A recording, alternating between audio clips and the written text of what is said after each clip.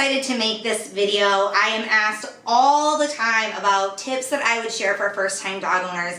I have been a dog owner my entire life. I grew up with dogs. My parents had dogs before I was even born, so I literally have never been without dogs in my life. I actually had a dog growing up, living at home with my parents, and when I moved out, I took that dog with me. So I didn't even have a lapse when I first moved out. I've always had dogs.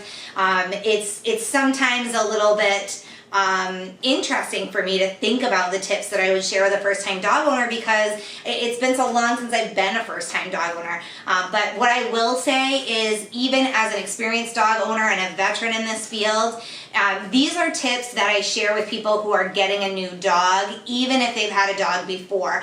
And take it from someone with experience. If you've had the same dog for 12, 13, 14 years, and all of a sudden you get a new dog, it's hard to think back those 12 or 13 years to what it was like having a new dog. You forget a lot about what it's like to have a new dog in your family. So these are tips I think that are beneficial for first-time dog owners as well as veteran dog owners that are getting a new dog. My first tip is that you want to get off to a good start. Start immediately. The minute that dog comes into your home, you should have a routine. You should have an idea of what type of training that you're going to do. So if you're going to use clicker training or you're going to work with a professional trainer, that stuff should all be lined up before you bring the dog home because you want to start that routine from day one. Some people think it's beneficial to bring a dog in and let them have a couple of weeks to get used to your family and your home before you start that stuff, but it's actually going to be 2 weeks of creating bad habits that you might not want that dog to have. Especially this is true of puppies or older dogs that are adopted that didn't have any obedience training. It could be just those bad habits that they do anyway. If you nip those in the bud when they come into the new environment, it's a lot easier to do so than letting them perform those bad habits for a couple of weeks and then trying to start training them not to do that. So start from day one. That's always my first tip. 2 is a vet visit as soon as possible. My recommendation is to have a vet picked out before you even bring your dog home. This is something for new dog owners. Obviously, if you're a current dog owner, if you're happy with your vet, things can stay the same way. If this is, a time for you, if you're thinking, geez, I got a new dog and I really have not been pleased with my vet's office, I'd like to find something new. Do it before you bring the new dog home. Let your vet know, I'm bringing the dog home on January 1st, so I would like an appointment that week. Something as soon as possible. It will give you all the information you need about your dog. Hopefully there's no underlying health conditions or anything like that, but you'll have that time. And it will also, in that first week, will give your dog the trip to the vet so that they learn very quickly that this is something that you're going to be doing, is going to see a vet, and that's okay, and you can start that routine and make that a good, happy, fun routine and not waiting until they're sick to go to the vet and then they associate it with that. So number 2 is a vet visit. 3, educate yourself. If you are a first-time dog owner or if this is the first time that you've had this breed, educate yourself on the breed, things to expect. Talk to some people who have first-hand experience. Talk to your vet because chances are they know a dog of that breed. Get all the information that you can because the more information you have, the better pet parent you're going to be. It's really that simple. Educate yourself as much as you can.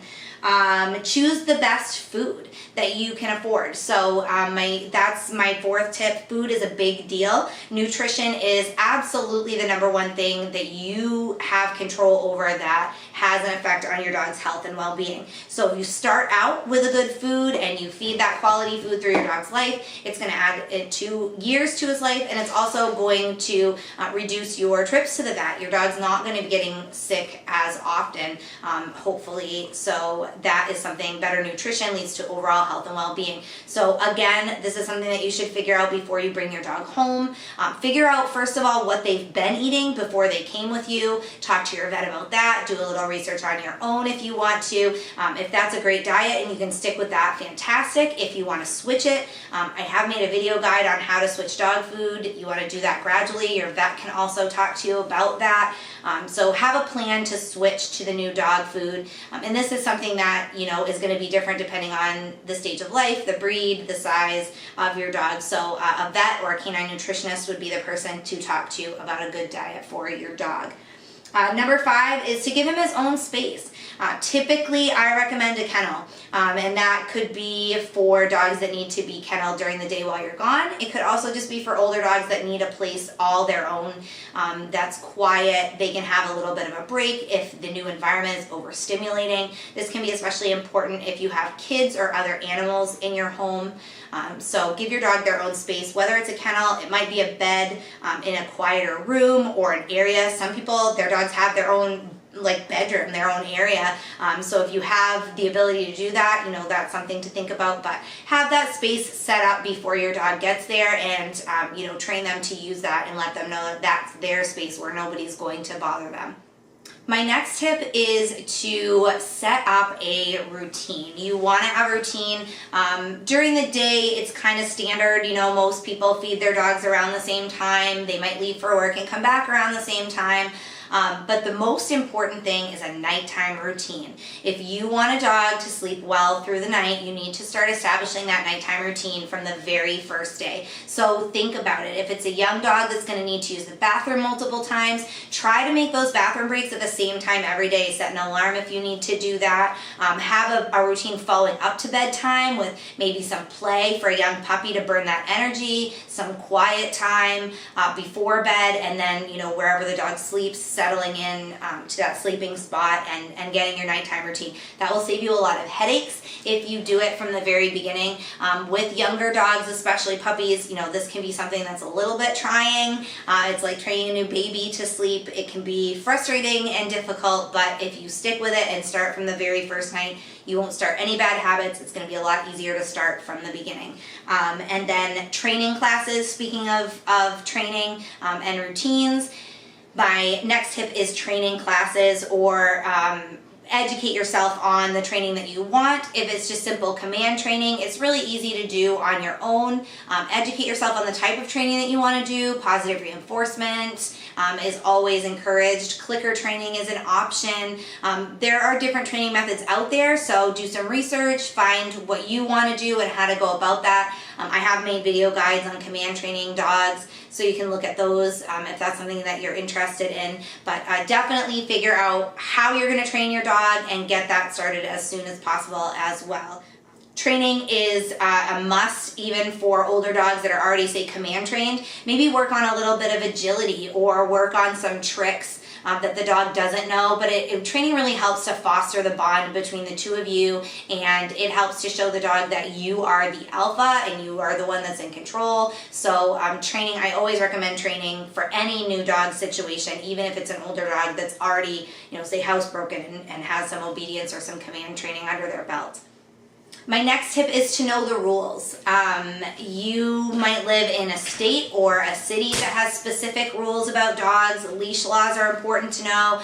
Dogs need to be registered, licensed. How do you go about doing that? Also be concerned about rules in your area about, you know, stray dogs, things like that. So check around if you're a first-time dog owner. If you're a veteran dog owner, you probably know the rules in your area, but make sure that you know that, and so that you can follow those rules and get everything done that you need to have done. This is also important if you live in a homeowners association.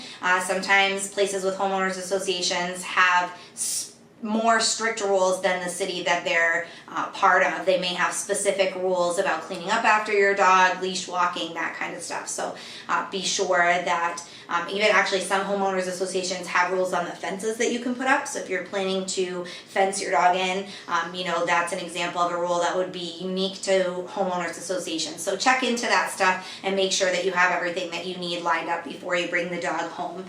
Set up your home. Speaking of that, inside your home, it needs to be set up for the dog. So if you're getting a puppy, make sure you puppy proof. Anything that needs to be put up, if you need a dog gate, if there's an area you don't want the dog to access, like a bathroom or kitchen, invest in the gates beforehand, get everything set up, puppy proof, whatever you need to do before the dog comes home. It will save you and the dog a lot of stress. So that is always a big tip for me. And finally, have a support system in place. And I know that sounds kind of silly because people think of that more with like when you have human children, but it's really important for dogs too. And your support system is going to include the experts that you might need, certainly a veterinarian if you're going to need a dog groomer, a dog trainer, a canine nutritionist. All of these people are part of your support system. Have a pet sitter or a family member or friend that can check on your dog or take care of them when you need them to.